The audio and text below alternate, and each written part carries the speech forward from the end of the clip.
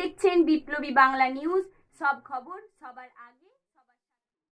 বিপ্লবী বাংলা নিউজ টিভিতে আপনাদের স্বাগত। আমি বিপ্লবী বাংলা নিউজ টিভিতে আজ বুধবার সকাল 8টার খবরে তুলে ধরছি একটি গুরুত্বপূর্ণ ব্রেকিং। আপনারা দেখতে পাচ্ছেন সিপিআই লেখা রয়েছে।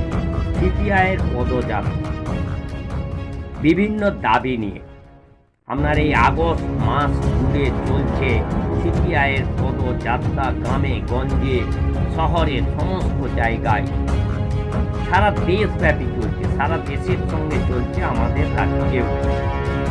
এর মূল লক্ষ্যটা কি না, এর মূল লক্ষ্য হচ্ছে 1 সেপ্টেম্বর দিল্লি চলো অভিযান।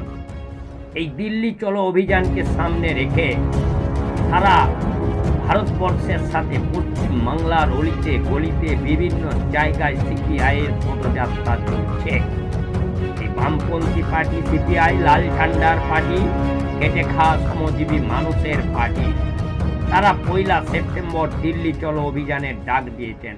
আর সেই উপলক্ষে চলছে সারা রাজ্যের সঙ্গে পশ্চিম বাংলারও বিভিন্ন প্রান্তে অলিতে গলিতে চলছে সিপিআইয়ের পদযাত্রা।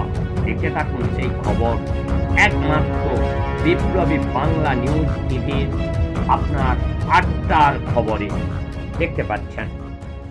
CPI party, communist party of India, সেই খবর যেমন একদিকে তুলে ধরছি, তেমনি অন্যদিকে তুলে ধরছি এই বিপ্লবী বাংলা নিউজ টিভি।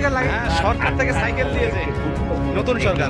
দেখতে পাচ্ছেন এখানে সাইকেল ভিতরে কি লেখা রয়েছে ভিতরে পশ্চিমবঙ্গ সরকার আছে, উপরে হালকা স্টিকার, উপরে হালকা বিশ্ব বাংলা।